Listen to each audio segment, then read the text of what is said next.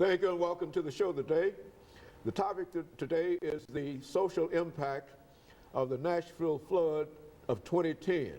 And we're fortunate to have with us to talk about the social impact of the Nashville flood 2010, a geographer from Tennessee State University, Dr. DPadgett, who has been with us on a number of occasions and has a lot of information relative to the social impact of the flood of the Nashville flood of 2010. And of course, Dr. Padgett, let me welcome you to the show this morning and to remind our audience that you've been with us on a number of occasions, and you're really no visitor to this show in a real sense. We sort of consider you as one of our regular persons, regular guests. But there might be some persons that might not know you, Dr. Padgett, and so let's take the first 6 minutes to sort of give some information about your background, your education, and some of your experiences, and then we'll have a commercial break, and then we'll get into the Nashville flood of 2010.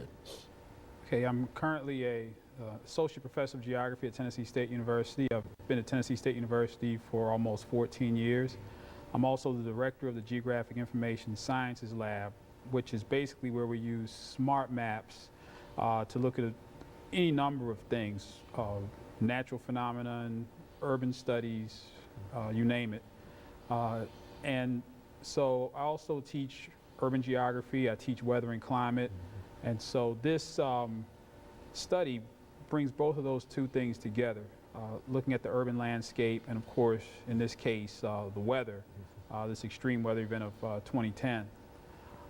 I've been a part of the American Meteorological Society Weather Studies Diversity Project and also their Climate Studies Diversity Project since 2004. And so I bring that curriculum and research base into the classroom. And I went to the University of Florida for my graduate degrees in geography and geology. And I went to undergraduates at Western Kentucky University, where I earned a bachelor's degree in geography and geology also. And so in a real sense, you've been involved in looking at the weather, and so the weather is more than a nice day to you. It has real meaning in a real sense, as it should to all geographers. Is that right? Oh, absolutely. I mean, if we are unable to predict the weather correctly, we don't eat. I mean, our agricultural system is significantly affected by things such as drought, and or there could be too much rain that can also be detrimental to food production and even livestock. We're somewhat sheltered in this part of the world in most cases, in that the weather conditions mostly determine what we decide to wear. But in other parts of the world, if it rains, people are unable to feed their children because their goat herds don't produce enough milk.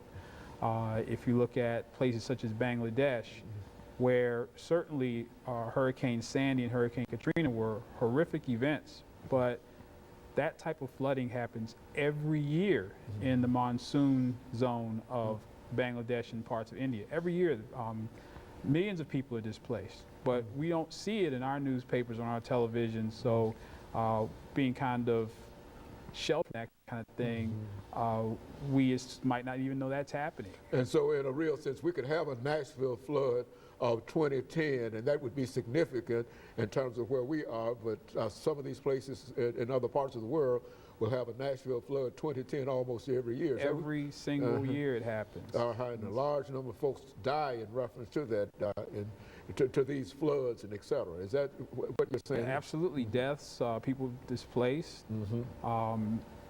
We have hurricanes that strike here, but for example, in 1998, when Hurricane Mitch went through Central America, 10,000 people lost their lives.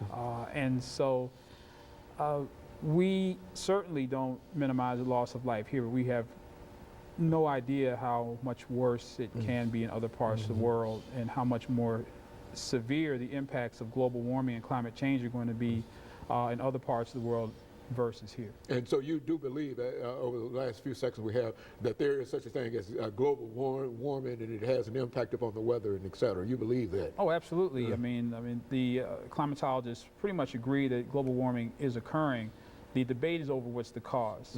Is it human cause or is it natural? That's where the debate is. And it's going to be a lengthy debate, because if it's human cause, that means we're going to have to spend money to fight air pollution and stop releasing greenhouse gases. If it's natural, then we can mitigate in other ways, but industry doesn't have to cut down on air. Very good. And of course, let us take this first commercial break, and we'll be back with our audience, excuse me, following this very, very short commercial break.